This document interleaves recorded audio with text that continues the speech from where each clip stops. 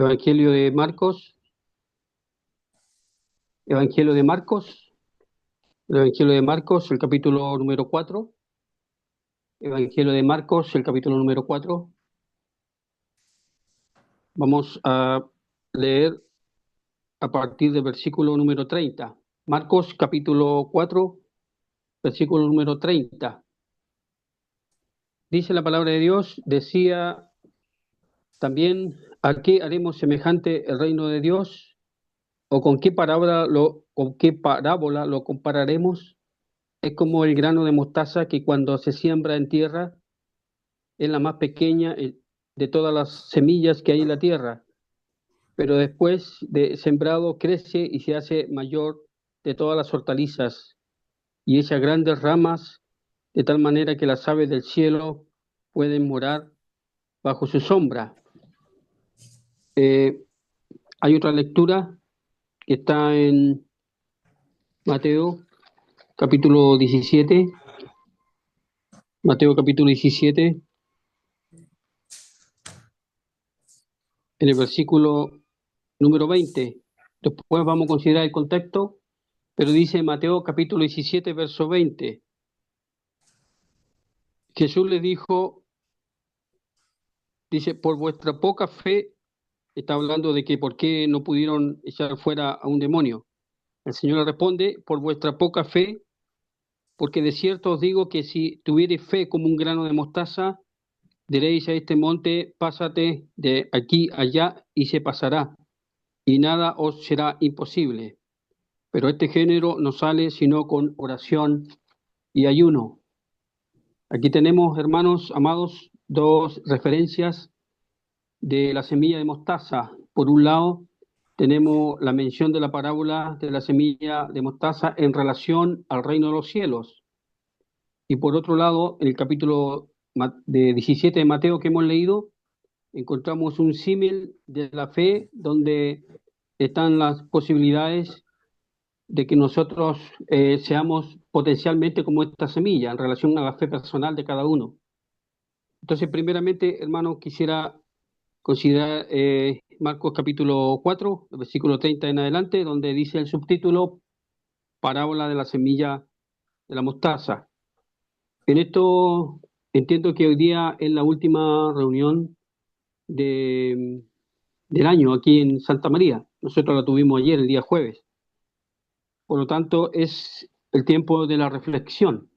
Eh, los contadores están muy inquietos con respecto a los balances, también las empresas o todos aquellos que quisieran traer dividendos y hacer sumas y restas con respecto a qué ha pasado en el año en curso, que ya le quedan pocos días. Y no es menos cierto también que pensar en la fe de cada uno de nosotros, porque en el contexto que hemos leído, tanto en la semejanza de la fe de la semilla de mostaza con relación al reino de los cielos y por otro lado Mateo 17 con relación a la fe, ambos nos invitan a reflexionar precisamente en lo que nosotros estamos haciendo en la humanidad o con nuestros compañeros de trabajo, de estudios, de quienes nos conocen, familiares, expandiendo el Evangelio y por otro lado, con respecto a nuestra creencia, nuestra confianza en el Señor, porque sabemos que la fe no está condicionada con respecto a la salvación del alma. Si uno se desanima espiritualmente, no pierde la fe, ni tampoco si un hermano tiene mucha fe, significa que está más apto para el reino de Dios, de ningún modo. Aquí estamos hablando en la parábola de la semilla de mostaza, en la cual el Señor hace una comparación con respecto a lo que es la semejanza del reino de los cielos. Recordemos que varias veces el Señor utilizó esta expresión: ¿a qué haría semejante el reino de los cielos? Está, por ejemplo, el reino de los cielos semejante a un hombre que sembró buena semilla, en Mateo capítulo 13. Hay otra parábola, también tiene que ver con que el reino de los cielos es semejante a un grano de mostaza, como en este caso. En otra oportunidad, el reino de los cielos es semejante a la levadura que tomó una mujer. Después tenemos el reino de los cielos semejante a un tesoro escondido. El reino de los cielos semejante a un mercader que busca buenas perlas. El reino de los cielos semejante a una red. Dice también que el reino de los cielos es semejante a un rey que quiso hacer cuentas con sus siervos. El reino de los cielos es semejante a un hombre, padre de familia, que salió por la mañana a buscar obreros, contratar obreros para su viña. El reino de los cielos es semejante a 10 vírgenes.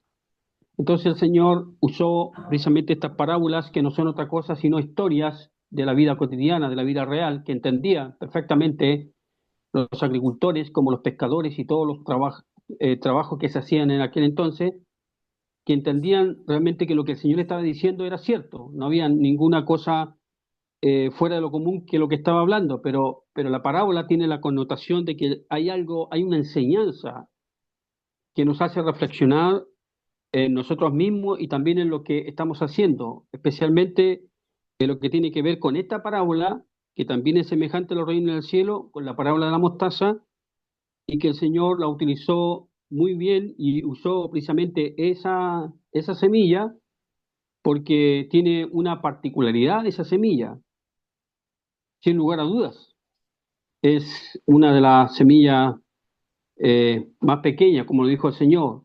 Quizá es probable que ahora se hayan descubierto semillas más pequeñas que la de la semilla de mostaza, pero el tema es que el Señor en ese momento quiso enseñar con respecto de que dentro de todas las semillas que uno comúnmente conoce, la semilla de la mostaza es la más pequeña de todas.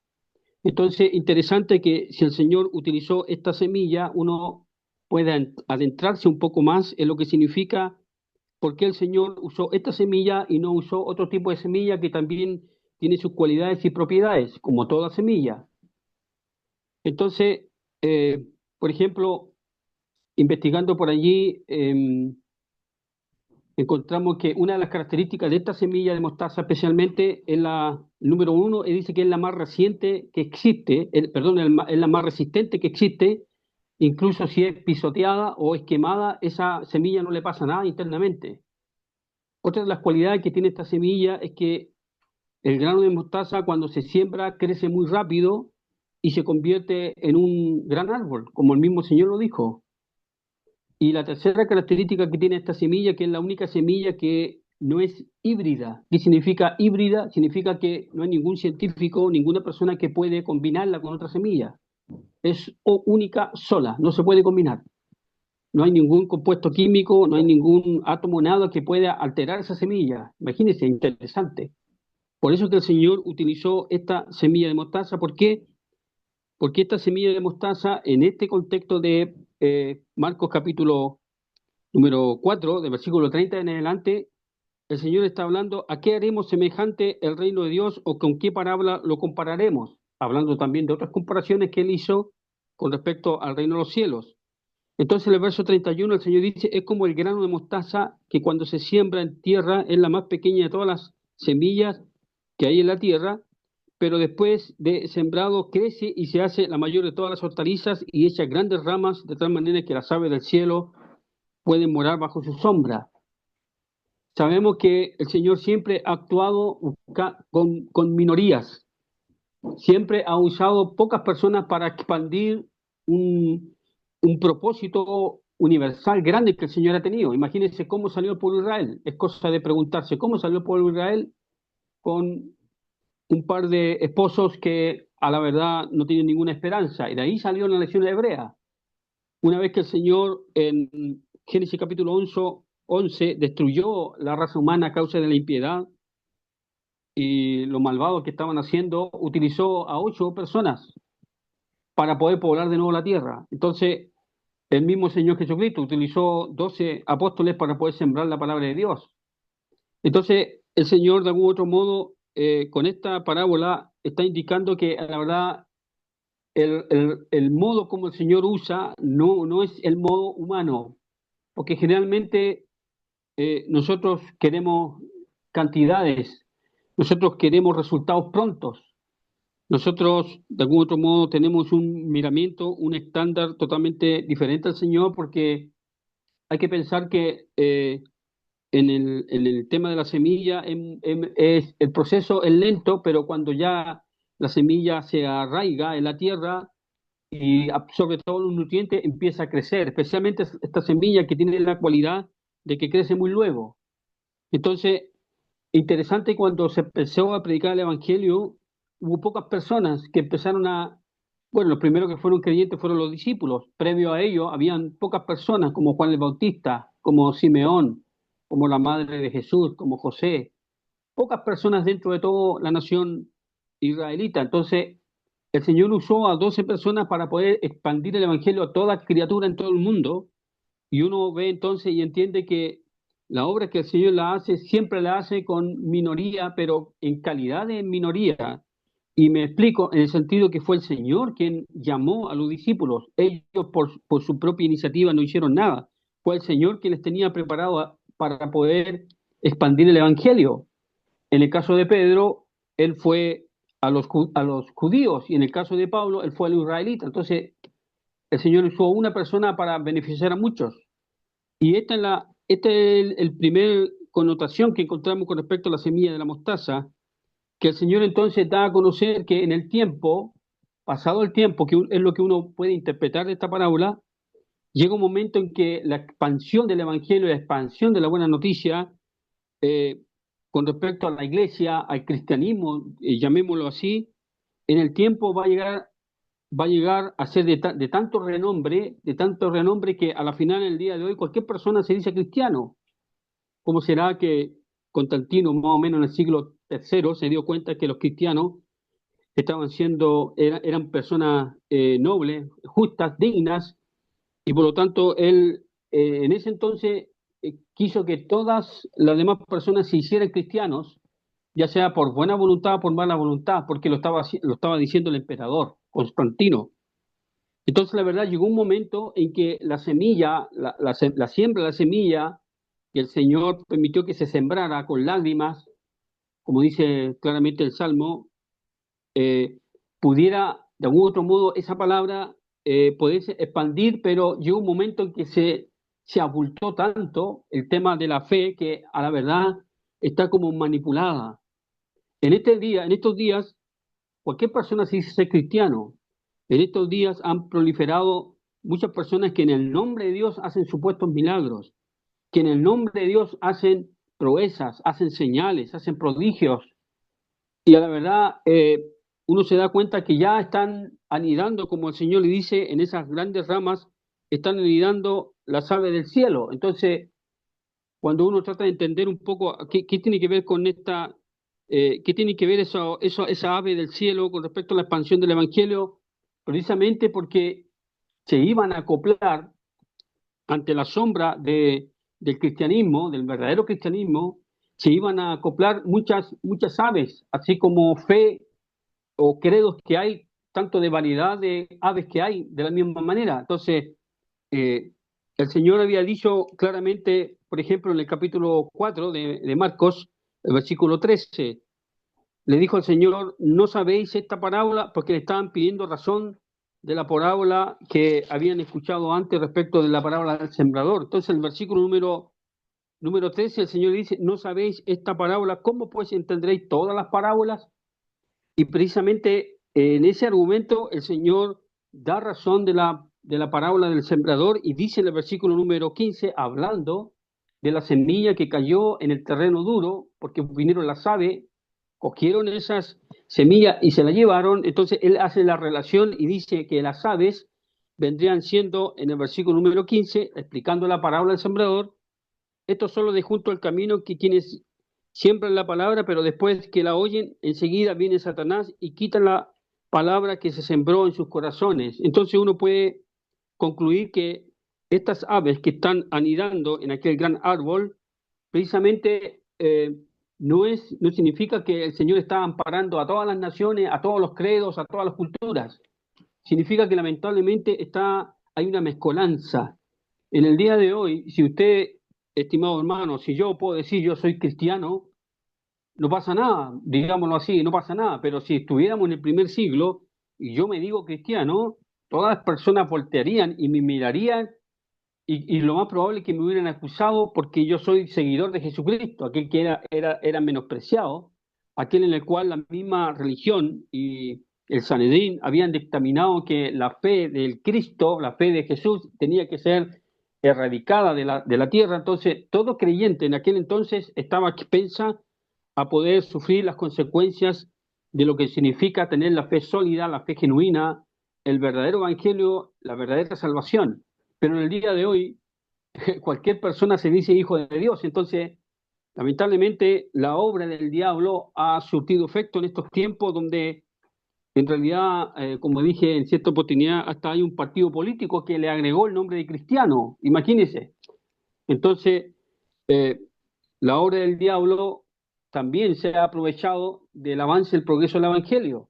Entonces, cada uno de nosotros, que lo vamos a ver en la segunda parte, cada uno de nosotros debe, a la luz de la palabra de Dios, a la luz de la revelación de la Escritura, debemos analizar nuestros corazones. No vaya a ser cosa que esta semilla que nosotros tenemos, que es la fe, la confianza en el Señor, no vaya a ser cosa que esté mezclada con otro tipo de creencias.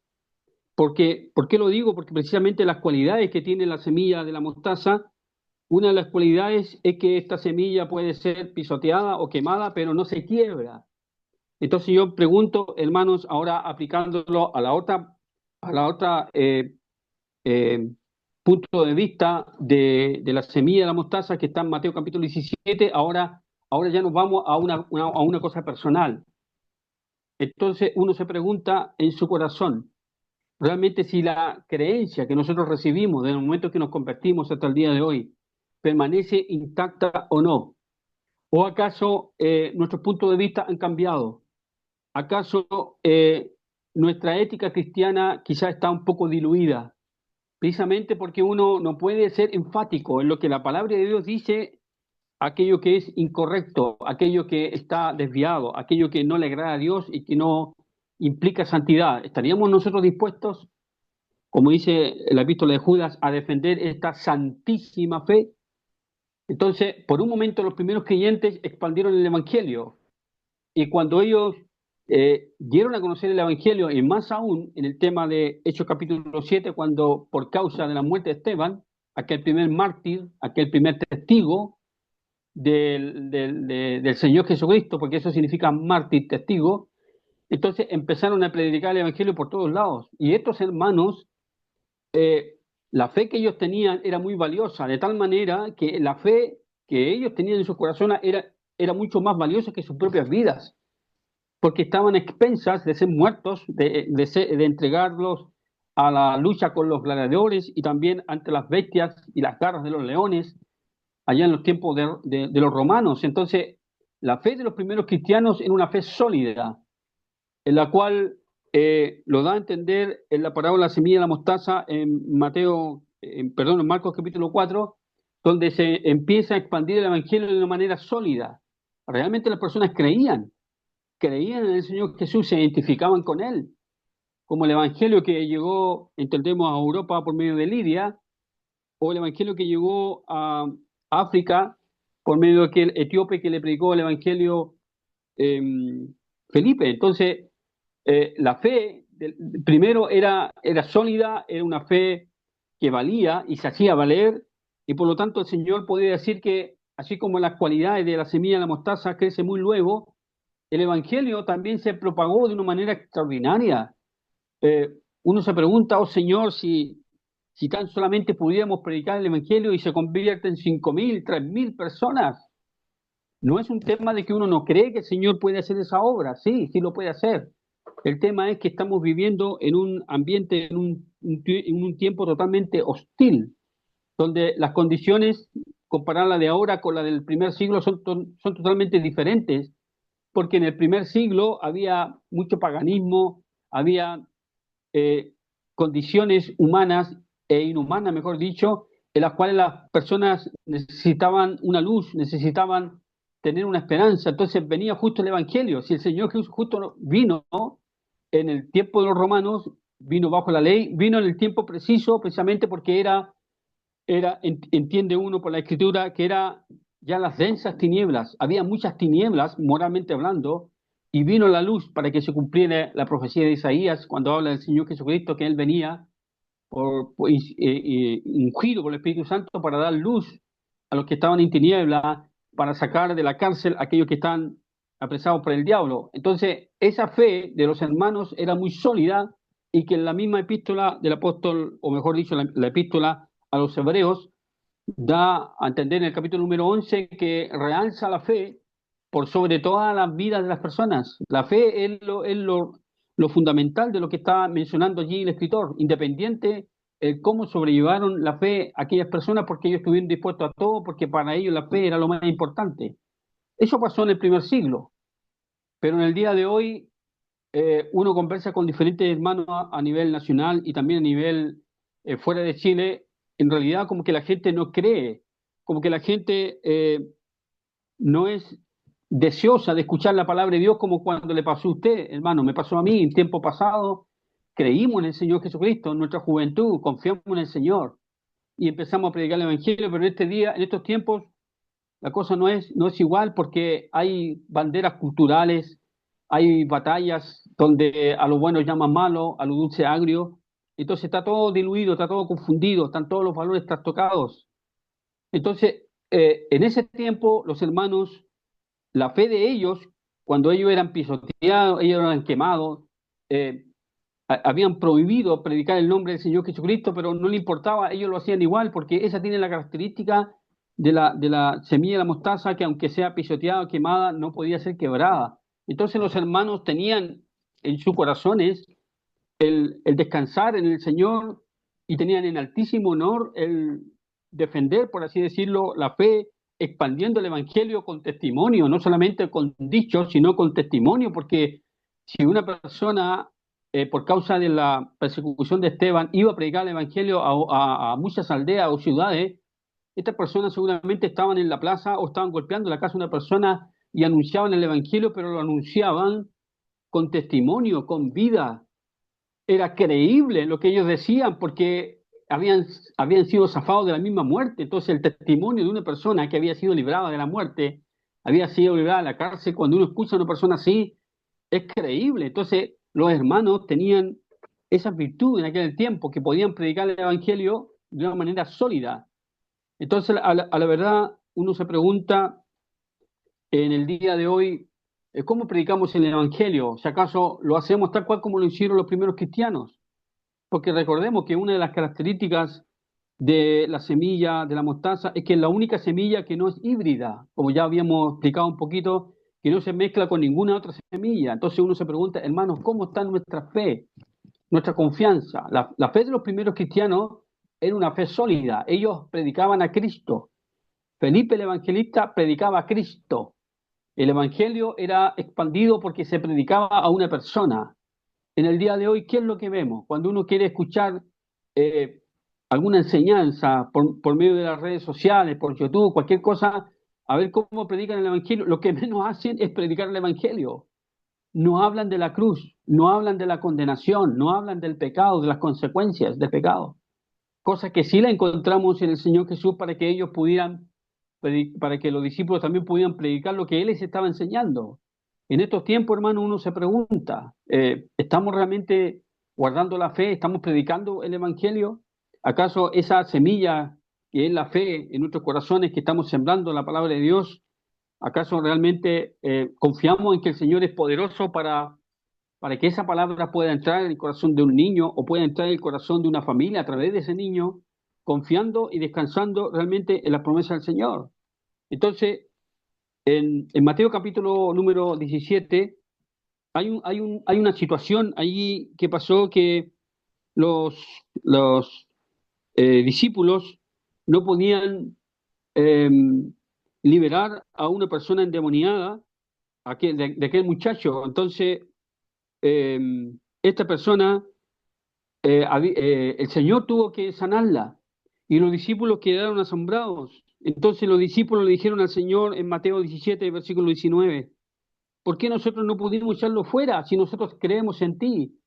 Creemos en el poder y la autoridad que tú nos has dado, para echar fuera demonios y para sanar a todo tipo de dolencias. Entonces los discípulos quedaron asombrados.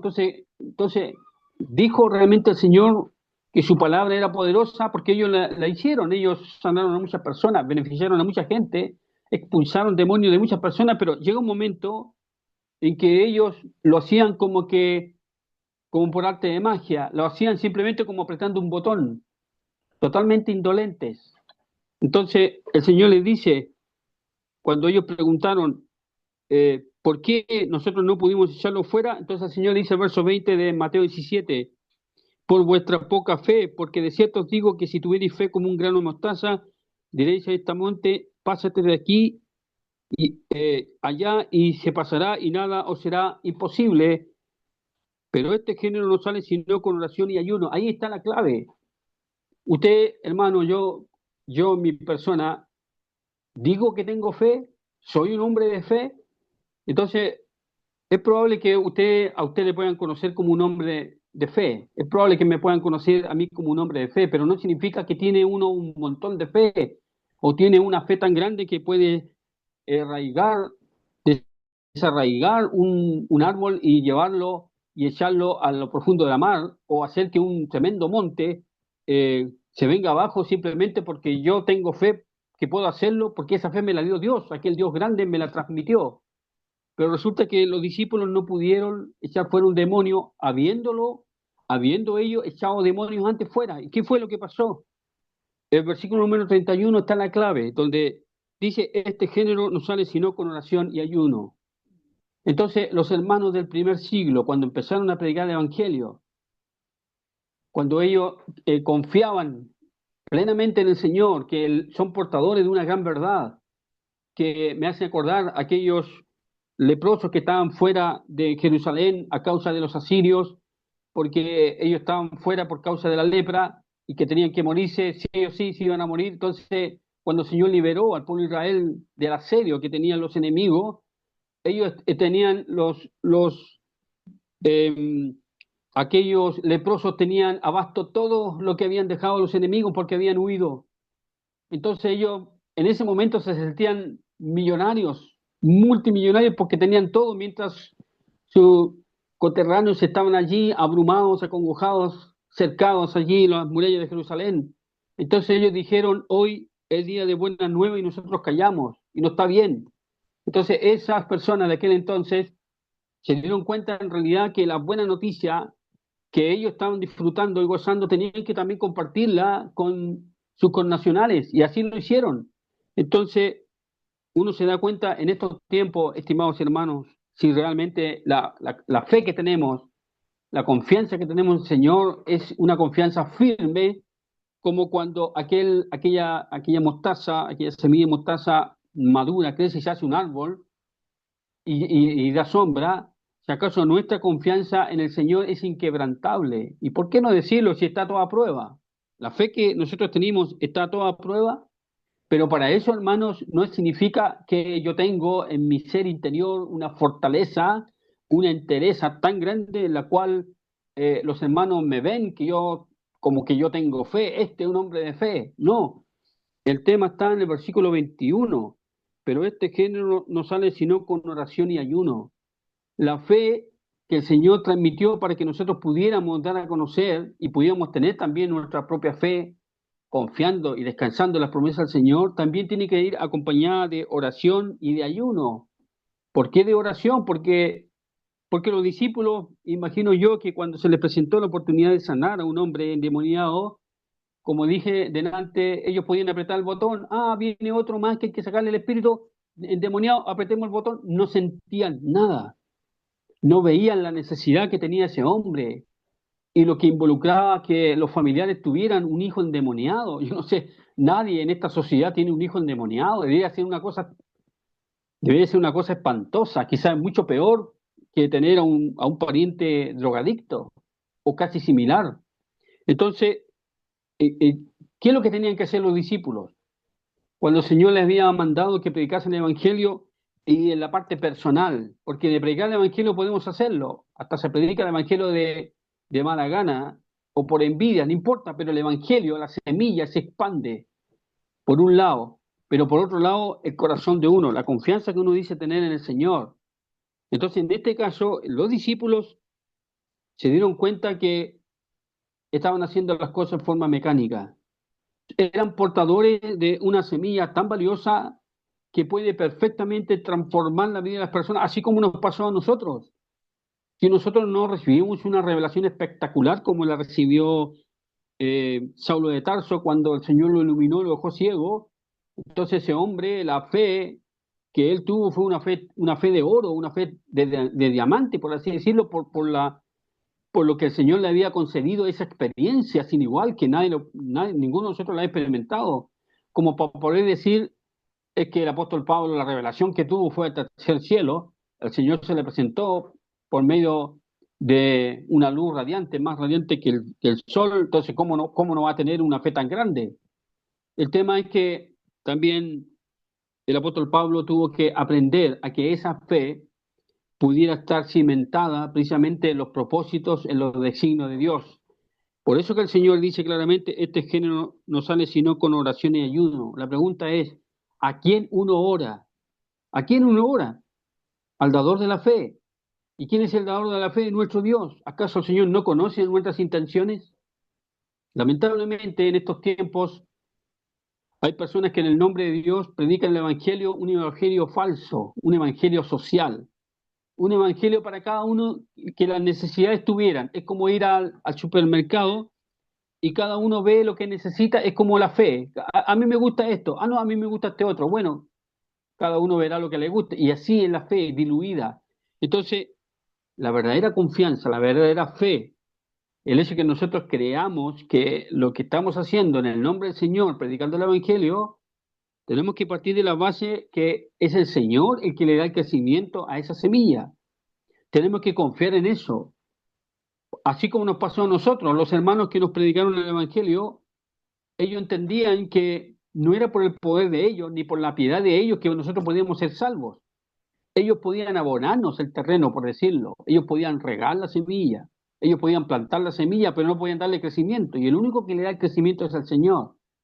Entonces, la confianza que decimos tener en ese Señor, por un lado, es súper sencilla, pero por otro lado es creer en aquel Dios invisible que es todopoderoso para que lo que uno haga, lo que uno transmita, realmente tenga consecuencias en la vida de quienes queremos que se les predique el Evangelio y que crean en el Señor.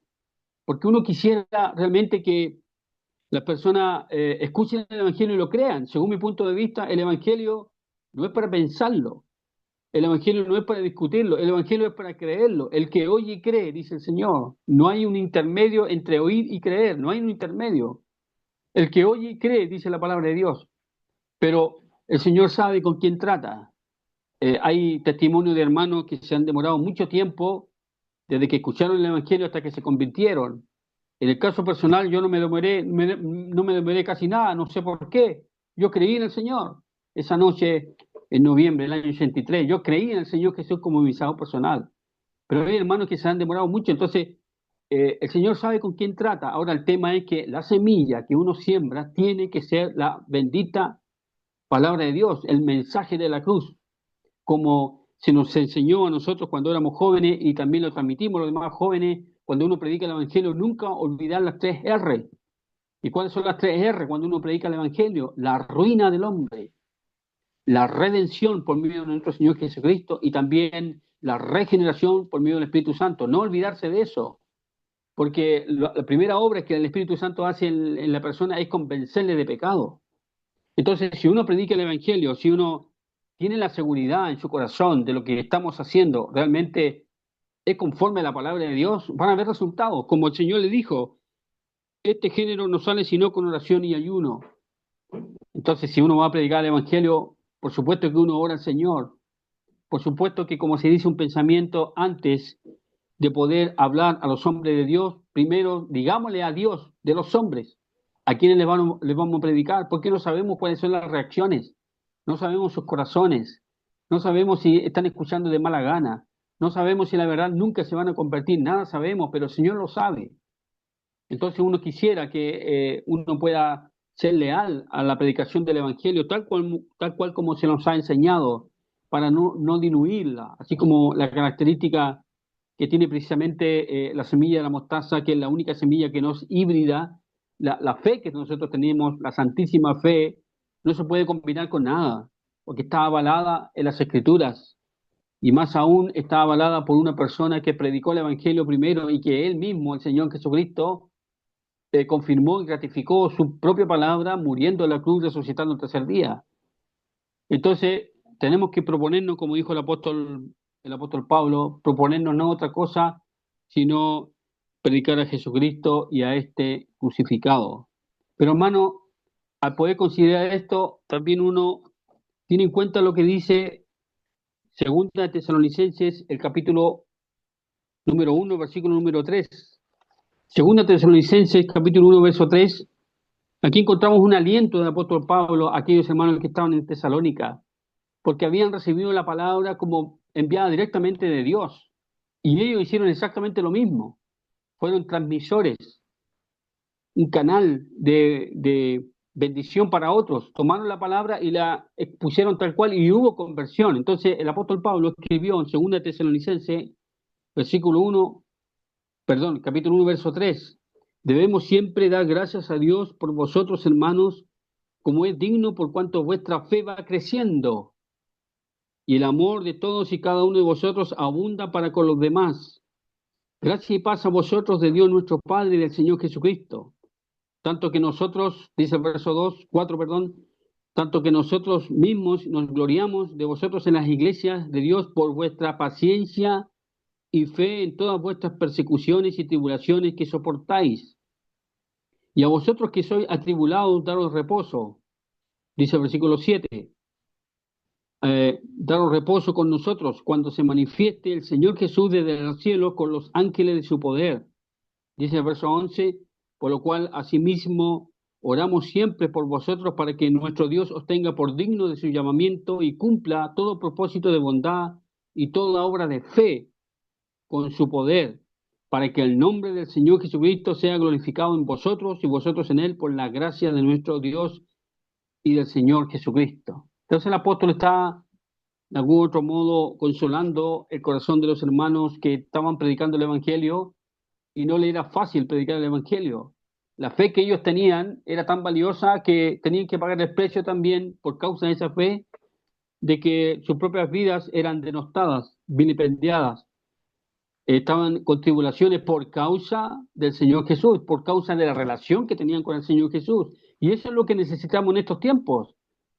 Necesitamos como las cualidades de la semilla de la mostaza, que aunque sea quemada, aunque sea pisoteada, está allí, no cambia. Y es lo que tenemos que hacer como el apóstol alababa a los hermanos que estaban allá en Tesalónica.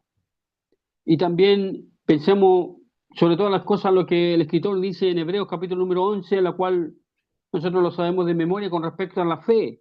Ya es un tema ya personal, porque uno tiene que creer que lo que uno está haciendo en el nombre del Señor y para la gloria de Dios va a surtir efecto, porque el Señor dice en su palabra que la palabra de Él mismo no va a llegar a Él vacía, y por lo tanto uno tiene que creer esa gran verdad.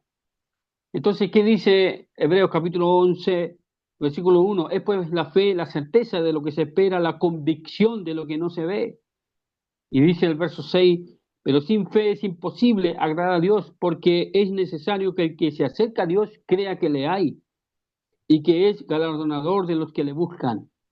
Eso es lo que realmente el Señor espera de nosotros los que eh, somos comparados, el reino de Dios es comparado con la semilla y que nosotros somos portadores de esa semilla y que la iglesia está aquí en la tierra para anunciar las virtudes de nuestro Señor Jesucristo, que lo hagamos con toda claridad, que lo hagamos con toda propiedad, creyendo que el trabajo, como dice el apóstol Pablo en 1 Corintios 15, el último versículo, que nuestro trabajo en el Señor no es en vano, no es en vano. Entonces, el apóstol habla también de lo que nosotros tenemos que hacer con respecto a lo que el Señor decía, el reino de los cielos es semejante a un grano de mostaza. Nosotros tenemos que predicar el Evangelio, quizás lo podemos hacer sin que nadie se dé cuenta, repartiendo literatura o hablando con una persona en forma privada, anunciarle la buena nueva, porque el Señor eh, conoce el corazón de cada uno de nosotros si estamos no dispuestos a compartir esta buena nueva, como lo hicieron en cierta oportunidad unos leprosos y ellos dijeron, no, tenemos que compartir esta buena nueva. Pero por otro lado también es que que esa semilla, que esa fe vaya creciendo en nuestros propios corazones, que creamos en lo que estamos haciendo, porque esto no es una religión, Esto es una relación con el Señor y por lo tanto el Señor nos demanda cosas a nosotros. Y otra cosa que dice, por ejemplo, en Segunda de Pedro, el capítulo número 1, en segunda epístola del apóstol Pedro, el capítulo número 1, el versículo 5, dice también el apóstol que fue uno de los comisionados para predicar el Evangelio a todo el mundo, aunque él no fue a todo el mundo, pero estuvo predicando el Evangelio hasta donde, conforme a los propósitos de Dios, podía predicar. Dice segunda de Pedro, capítulo 1, verso 5. Vosotros también poniendo toda la diligencia por esto mismo, añadid a vuestra fe virtud. Entonces, a partir del versículo 5 en adelante, o del versículo 6 en adelante, el apóstol está diciendo que la fe que nosotros tenemos es una fe que tiene que crecer, lo mismo que la semilla de mostaza, y tiene que crecer de una manera lenta, solidificada en nuestros corazones. Cada uno de ustedes, hermanos, sabe cuándo se convirtió al Señor, sabe cuántos años lleva en el Señor convertido. Y uno se da cuenta que la fe que uno tenía a los inicios, como la fe de un niño, es diferente a la fe de ahora. Y uno se da cuenta también que aquellas personas que confesaron al Señor Jesús y que se bautizaron ya no están. Y uno se pregunta qué pasó con la fe, con lo que ellos habían seriamente asegurado que creían en el Señor Jesús y que confesaron públicamente a Jesucristo por medio de las aguas del bautismo, pero ya no están. ¿Qué pasa con nosotros que a través de tanto tiempo permanecemos y queremos permanecer en las cosas del Señor?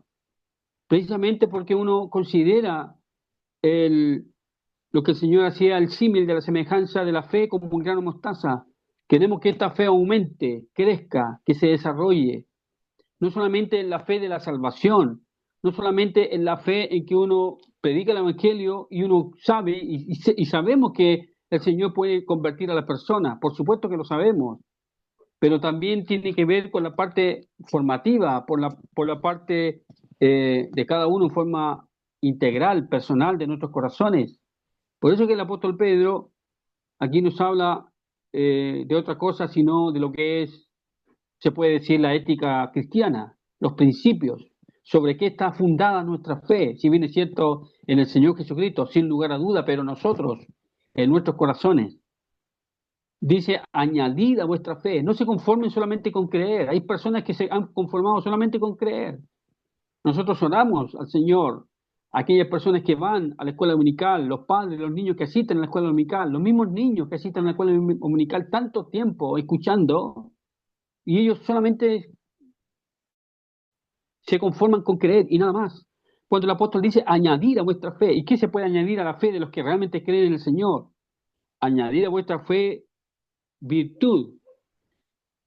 Dice, lo voy a leer de nuevo. 1 de Pedro 1:5. Vosotros también poniendo toda diligencia, por esto mismo añadir a vuestra fe virtud, a la virtud conocimiento, al conocimiento dominio propio, al dominio propio paciencia, a la paciencia piedad, a la piedad afecto fraternal y afecto fraternal amor. ¿Por qué dice el apóstol Pedro estas cosas? ¿En qué nos beneficia? ¿En qué beneficia a la iglesia? ¿En qué beneficia a la sociedad? Dice el versículo número 8, porque si estas cosas están en vosotros y abundan, no dejarán estar ociosos ni sin fruto en cuanto al conocimiento de nuestro Señor Jesucristo. Pero el que no tiene estas cosas tiene la vista muy corta, es ciego, habiendo olvidado la purificación de sus antiguos pecados. Por lo cual, hermanos, tanto más procurad hacer firme vuestra vocación y elección, porque haciendo estas cosas no caeréis jamás. Entonces, así como la semilla cae en la tierra fértil y crece y brota, produce fruto. No creo que ningún agricultor compre semillas, que las tire y que no dé fruto. Tiene que asegurarse que esa semilla es de buena calidad, porque venden semillas de mala calidad. Entonces, el sembrador quiere tener una buena cosecha, primero teniendo una buena semilla. Y nosotros también con lo que tenemos de parte del Señor es algo tan valioso, porque la fe nuestra es mucho más valiosa que el propio oro. Y por lo tanto, el escritor también está hablando aquí respecto a nuestra fe en el Señor, que esa fe se expande por medio de hechos, por medio de conducta, por medio de lo que somos, hermanos. Por eso que dije delante que al final, desde el momento que nos convertimos hasta ahora, ¿Acaso en nuestros corazones delante del Señor uno puede ir chequeando esto que dice el apóstol Pedro? A lo mejor estamos muy falentes, pero no podemos quedarnos con eso, sino aumentar. ¿Y por qué no decirle al Señor, Señor, aumentanos la fe? Pero no para que la gente diga y crea, mira, es un hombre de fe, mira, una mujer de fe. No, sino para en relación con el Señor. Como lo dice claramente el apóstol, con respecto, dice el versículo número 8: si estas cosas están en vosotros y abundan, no dejarán de estar ociosos ni sin fruto con cuanto al conocimiento de nuestro Señor Jesucristo. Le debemos a Él la gratitud, le debemos a Él la confianza que plantamos, por así decirlo, nuestra fe en el momento en que creímos en Él. Y todas las demás vivencias que hemos tenido, lo ideal hubiera sido o es de que uno va creciendo en la gracia, en el conocimiento de nuestro Señor Jesucristo y dejarle todas las cosas que uno puede hacer al Señor, en el Señor y al Señor. Pero la parte personal somos nosotros también llamados a que esta fe que decimos tener con el Señor tiene que aumentar, tiene que dar fruto. Y cada uno de nosotros tiene que hacerse un análisis, tiene que tener su propio tribunal en su corazón para que nosotros pensemos a propósito de ya que está terminando este año. Uno tiene que hacer sus cuentas, ya terminando este año, uno tiene que hacer sus cuentas. A lo mejor nosotros al comienzo de este año no hicimos promesa al Señor. Bueno, saquemos nuestras cuentas en el Señor. Entonces, si uno mira para atrás y en realidad no ha habido réditos, no ha habido ganancias, a lo mejor nosotros no hemos tenido, no hemos cortado cosas que teníamos que haber cortado, a lo mejor no somos tan piadosos, a lo mejor no tenemos eh, por práctica lo que es el afecto fraternal, a lo mejor más aún la excelencia de todas las cosas como es el amor. ¿Acaso yo amo más a mis hermanos? Mis hermanos me aman más a mí, no es que uno esté interesado, sino que es algo recíproco. Entonces somos llamados, hermanos amados, a lo excelso, a lo sublime, a lo sublime. ¿Cuál es nuestro ejemplo? Por un lado, el apóstol Pablo pudo decir, imítenme a mí. Ah, imitemos a Pablo, pero un momentito, déjenme terminar. Imítenme a mí porque yo imito a Cristo. Entonces, como Pablo ya no está con nosotros, y si no está Pablo, ¿a quién vamos a imitar? Imitemos a Cristo. Él, en este mundo, empezó a hacer todas las cosas que pudo enseñar a sus discípulos. Él solo empezó a predicar el Evangelio. Solo, hermanos. ¿Usted alguna vez ha predicado el Evangelio solo? ¿Ha ido al cementerio solo? ¿Ha ido a una plaza solo? Solo. No importa que tenga compañía. Lo ideal sería que tuviera compañía. Pero así empezó el Señor Jesucristo solo. Y uno confiando, descansando en las promesas del Señor, el Señor va a honrar a quienes le honran. Entonces, en lo personal, nuestra fe debe crecer, de tal modo que la vida suya, amado hermano, mi vida, sea de provecho para los que están a nuestro alrededor. Y eso es lo más importante en esta sociedad, donde, como dije, están todos los valores trastocados, donde cada uno hace lo que quiere. No, se supone que uno debe crecer en la gracia y en el conocimiento de nuestro Señor Jesucristo. Somos llamados a que la fe, la confianza que decimos tener en el Señor pueda manifestarse en todas las aristas de nuestra vida, de nuestro comportamiento, de nuestro temperamento, de nuestro carácter. No se pide menos, porque somos hijos del rey. ¿Qué se espera los reinados que hay en Inglaterra o que hay en España? ¿Qué se espera que los hijos o los príncipes o los reyes, cómo espera uno que actúen? De una manera totalmente diferente a que actúa el común de la gente, porque ellos tienen una investidura y nosotros somos hijos de Dios, somos hijos del rey. Entonces, es muy desagradable en realidad cuando alguien nos diga a nosotros de una manera justa, tú estás haciendo las cosas que dices, que crees y no las haces. Debiéramos avergonzarnos porque somos llamados a lo excelso. Así que, hermanos, el tema de la semilla de mostaza nos compete a nosotros, por un lado, en cuanto a sembrar la palabra de Dios humildemente, sabiendo que esa palabra es poderosa para transformar la vida de las personas. El Señor se va a encargar del crecimiento, nosotros podemos sembrar la palabra, podemos regar la palabra con nuestras oraciones, pero el crecimiento lo da Dios. Y por otro lado, en nuestros corazones también afiatar la confianza con el Señor, confiar más y más en el Señor, porque para eso tenemos cierta experiencia en la vida, porque quizás nos hemos ido por nuestras propias sendas y encontramos un letrero que dice que no tiene salida y tenemos que devolvernos. Entonces, la idea que tiene el apóstol por medio del Espíritu Santo que nos relata el apóstol Pedro, tenemos que añadir a nuestra fe virtud, a la virtud conocimiento, al conocimiento dominio propio, al dominio propio a la paciencia piedad, a la piedad afecto fraternal y al afecto fraternal amor. Si somos completos en eso, dice la palabra de Dios, que vamos a llevar mucho fruto para la gloria de Dios. Entonces, amados hermanos, eso era lo que quería compartir con respecto al deber que tenemos, el privilegio que tenemos de seguir sembrando la palabra de Dios, seguir siendo constantes, sabiendo que el Señor es el que está, el único que tiene el poder de hacer que esa palabra germine en el corazón del padre, de la madre, y no descansar y confiar en el Señor. ¿Cuántas personas, cuántas abuelas, cuántas madres o padres o hermanos han partido de la presencia del Señor y nunca vieron a sus familiares a los cuales le predicaban el Evangelio, nunca los vieron convertidos y resulta que el hermano, la hermana partió de la presencia del Señor y resulta que su familia se convirtió? Porque la constancia, la perseverancia, el confiar en las promesas del Señor surte efecto porque es para la gloria de Él, con oración y ayuno.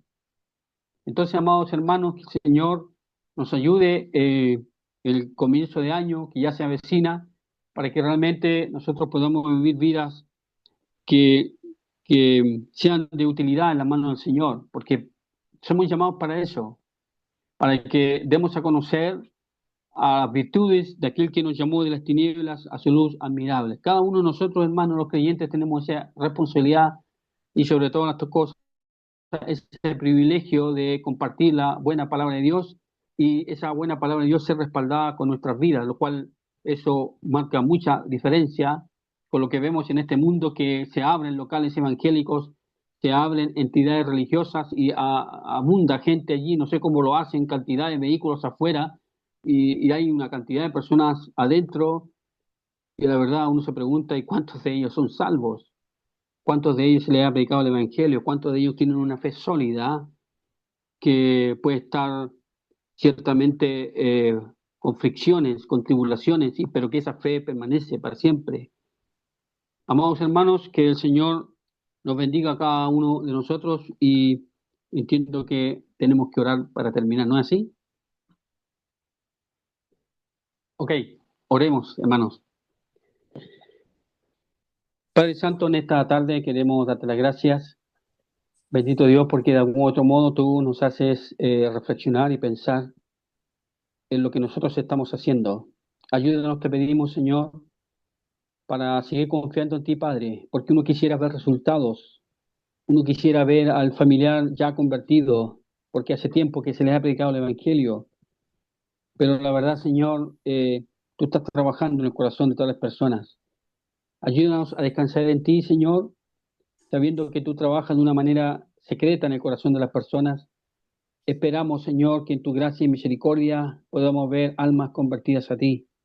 Y también en nuestra relación contigo, Padre, si acaso nosotros creemos, confiamos en ti, nuestro Dios, descansamos en tus promesas, si acaso realmente tenemos ese espíritu de confiar en ti y no de caer, sino que, como bien lo dice el apóstol Pablo, nuestro trabajo en el Señor no es en vano y que la semilla sí o sí va a llevar fruto, Señor. La semilla tuya, Padre, de alguna otra manera va a volver a ti, Señor, y va a hacer lo que tú quieras.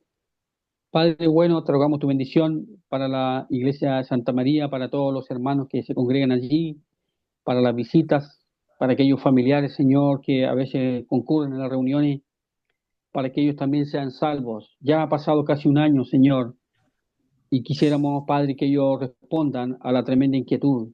¿Acaso son salvos? ¿Acaso el próximo año van a ser salvos? Oh bendito Dios, habla sus corazones. Bendice a la iglesia, Señor, todo el trabajo que ellos están haciendo. Confiamos y descansamos tus promesas. Te honramos, nuestro Dios, y a ti nos encomendamos, muy agradecidos en el nombre del Señor Jesús. Amén. Amén. Cantemos, hermanos y hermanas.